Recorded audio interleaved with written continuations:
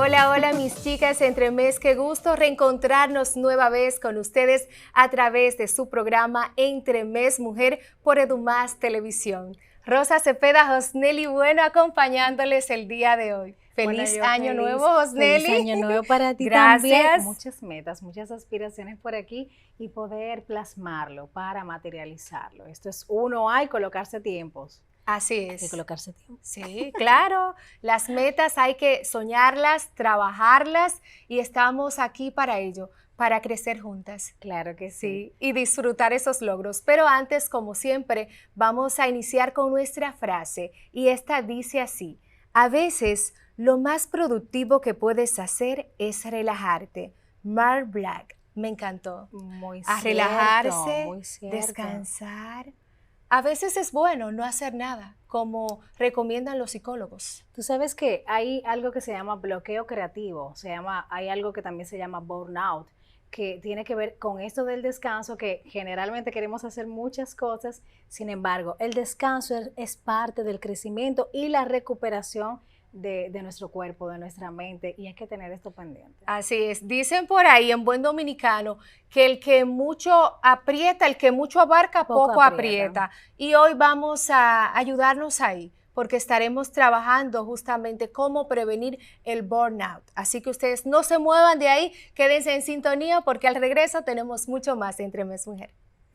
Ya estamos de regreso por acá en nuestro espacio, en tu espacio Entre Mes Mujer por Edumás Televisión. Rosa Cepeda y Josneli Bueno acompañándoles. Claro que sí, por aquí estamos para poder, valga la repetición, acompañarles en este proceso de crecimiento, porque definitivamente crecemos juntas y tratamos de abordar habilidades blandas que nos puedan ayudar a que sea sostenible durante el tiempo el éxito en lo que nos hayamos propuesto realizar.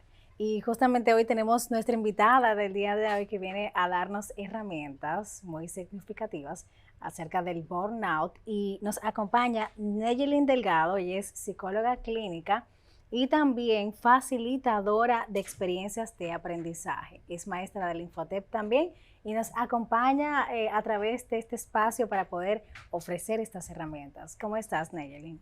Hola, ¿cómo están ustedes?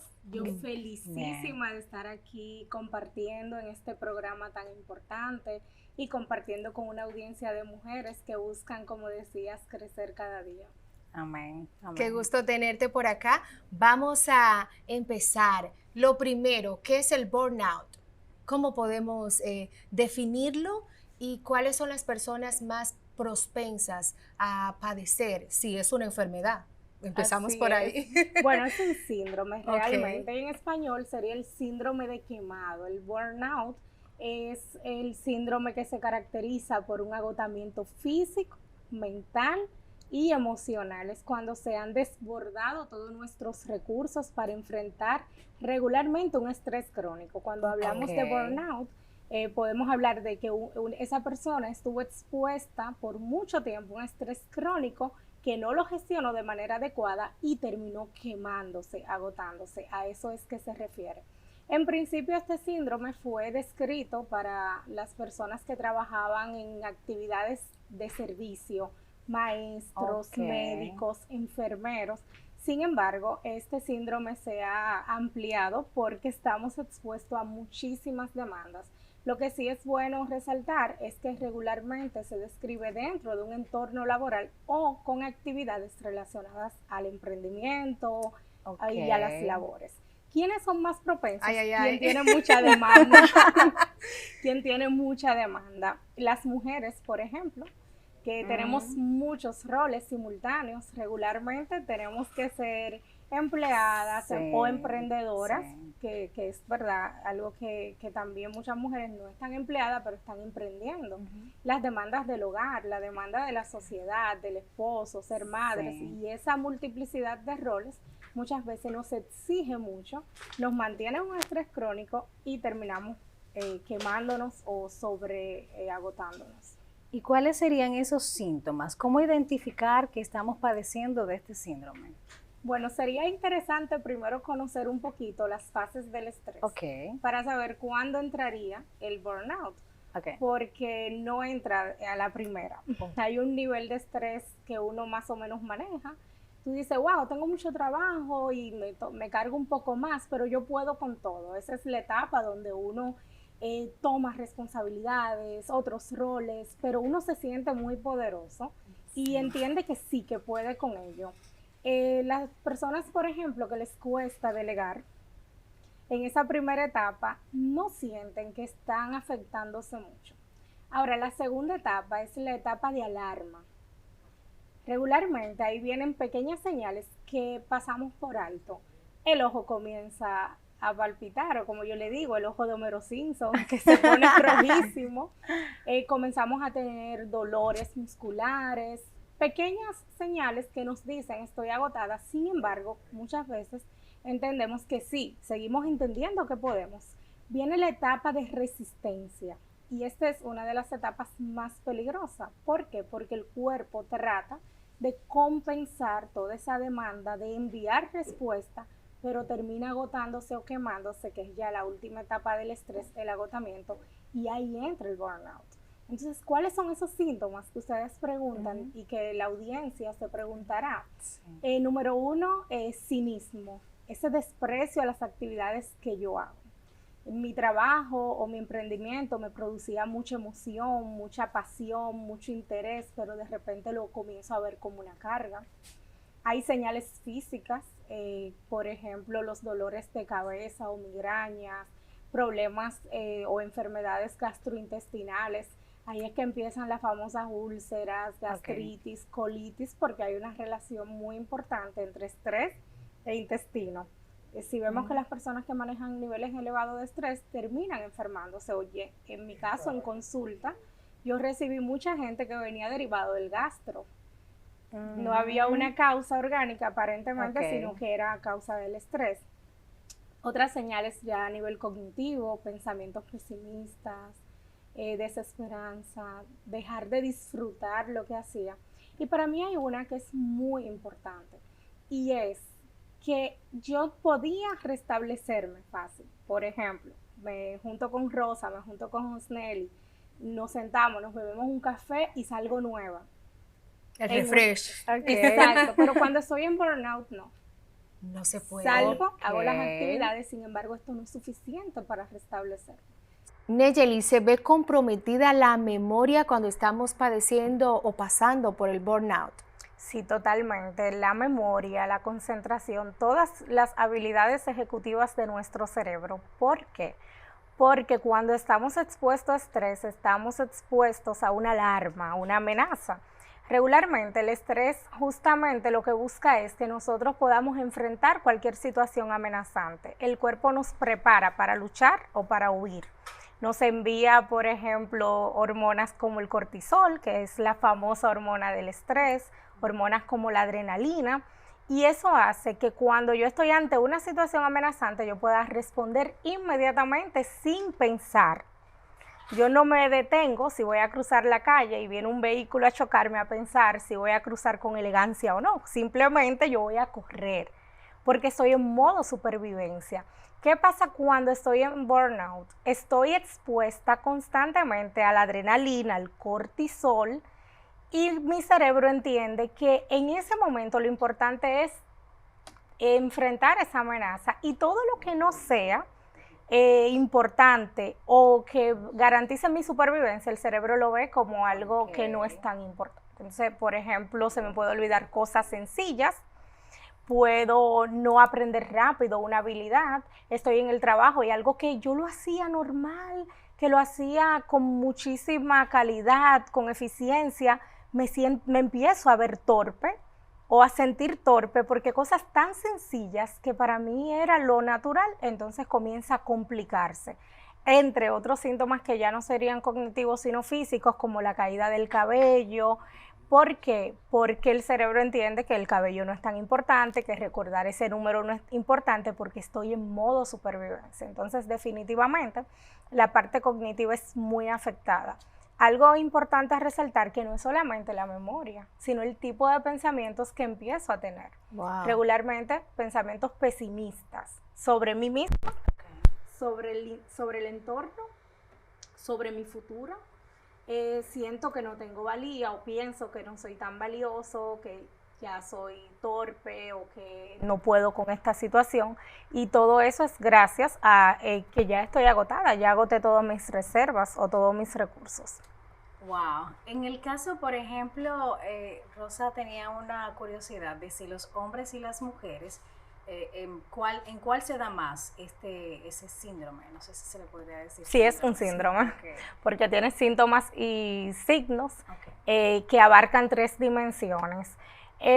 Regularmente es indistinto hasta cierto punto, aunque las mujeres sí tenemos como decíamos al principio, una gran variedad de roles. Hay un punto muy importante que es que la mujer manejamos mucha carga mental y yo sé que muchas televidentes han escuchado sobre esto y es que estoy en el trabajo pero estoy pendiente que si llegó el botellón de agua, que si ya los niños están en casa, pendiente a muchísimas cosas. Sin embargo, los hombres también pueden verse expuestos al burnout. Ahora sí es muy distinto tal vez la forma de abordaje. Las mujeres solemos tener más redes de apoyo, personas con quienes compartimos, nos desahogamos y no siempre esto pasa en el caso de los hombres. Claro, nosotras somos por naturaleza más parlanchinas, exacto, conversamos, el hombre hace más silencio, se aparta. O sea que es un ojo pues visor el tener en cuenta a los caballeros cuando estén pasando por una situación similar. Totalmente, por eso cuando el hombre pasa un trastorno emocional o un trastorno del estado de ánimo, porque el burnout es una puerta de entrada para estos trastornos, suele tomar decisiones drásticas en detrimento de su vida y es justamente por no contar siempre con esas redes de apoyo. Sí, porque en el caso de las mujeres, nosotras tenemos una amiga que claro, diga, voy a desahogarme y de esa manera se drena. Sin embargo, los hombres son un poquito más retraídos, quizás salen, se divierten, pero no comunican, no hablan eso que quizás por lo que están pasando. Así es, y la sociedad no les permite el ser vulnerable, las mismas personas, las amistades, los compañeros de trabajo, ¿y ahora qué te pasa? Y dime, ¿y en qué tú estás pensando? Tú tienes la cabeza en las nubes y les cuesta un poquito. Sin embargo, las mujeres también no siempre compartimos o nos validamos emocionalmente, que es un punto, una señal de alerta ahí. A veces cuando hay mujeres que vienen y dicen, estoy cansada de mis hijos. ¿Qué una puede señal pasar? Claro. Una persona que te diga, estoy cansada de mi vida, no quiero. Y muchas veces aún nosotras pasando situaciones similares no le validamos que sí, mira, tú amas a tus hijos, tú los sigues amando, sin embargo lo que estás es agotada, lo que estás es cansada. Entonces el empezar a separar una cosa de la otra, yo puedo amar mi familia, amar a mis hijos, sin embargo necesitar un break, necesitar un descanso. ¿En qué medida, Neyeli, se relaciona el burnout con la depresión? Muchísimo. Porque la depresión, desde el punto de vista cognitivo, que es mi especialidad, la terapia cognitiva conductual, es una visión negativa sobre mí mismo, sobre el mundo y sobre el futuro. Cuando yo comienzo a ver y a tener esa visión oscura, negativa, sobre estos 3 aspectos tan importantes, entonces estoy en depresión. El burnout, al agotar justamente los recursos físicos, mentales y emocionales, entonces me pone ahí en la entrada de la depresión. Porque una persona que ya está súper agotado, que se siente no valioso en lo que hace, que esa es una de las características del burnout, yo me siento que no es suficiente lo que estoy haciendo, se comienza a tener esos pensamientos negativos, ese diálogo interno negativo que alimenta y puede alimentar una depresión. Wow. En el caso, por ejemplo, de las maestras de cuidados de salud, que generalmente están cuidando a otros, pero no siempre quizás toman ese momentito para cuidar su salud mental, ¿de qué manera se podría quizás prevenir ese tema del burnout que tiene que planificar bastante, que el tema del emprendimiento, que los niños, que ese largo etc.? Buenísima pregunta. Yo creo que siempre vamos a estar expuestos al estrés. Vamos a tener múltiples estresores desde que nosotros nos despertamos. Imagínense cómo empieza la mañana de una madre. Corriendo el colegio, el corredero. En la mañana, si es maestra o si trabaja en otra ocupación, va a tener elementos que también le van a demandar. ¿Dónde está el problema? No vamos a desaparecer la fuente de estrés. Cuando yo trabajo este tema en empresas, casi siempre le hago una pregunta a los participantes. Si pudieras eliminar una fuente de estrés de tu vida, ¿cuál sería? Señores, vamos a ver cuál será. Si quito el empleo, entonces voy a tener otro estrés, que es la no hay falta de ingresos. empleo. Exacto. Si quito mis hijos, que son una fuente de estrés, pero también de una gran alegría, no lo quitaría. Entonces, aquí el punto no está en quitar todos los estresores, sino la sabia gestión. Y algo muy importante para no llegar al burnout es cerrar los ciclos de estrés. ¿Cómo se cierra un ciclo de estrés? Con actividades que me permitan volver a equilibrar y volver a la calma. Por ejemplo, les decía ahorita, cuando estamos bajo una amenaza o bajo un estresor, nosotros tenemos el cortisol arriba, la adrenalina. Pero ¿qué pasa? Hay otros neurotransmisores que se les llama antagonistas a esos que son los que nos activan, como la dopamina, que yo sé que ustedes lo han escuchado, la serotonina, esas endorfinas que me ayudan a calmar mi sistema nervioso. Entonces yo necesito de manera intencional, ojo con eso, no es que al azar hice algo y me hizo sentir bien, de manera intencional promover actividades que me ayuden a ¿qué? A volver a la calma y cerrar ese ciclo. Y una pregunta muy importante que tenemos que hacernos es, ¿cómo comienzo mi día y cómo termino mi día? Excelente. O sea, ¿cómo comienzo el día? ¿Qué hago? ¿Qué es lo primero que hago? ¿Entro a Instagram a estresarme con noticias? Tengo un caos porque no dejé nada listo de los niños y en la mañana es un corredero.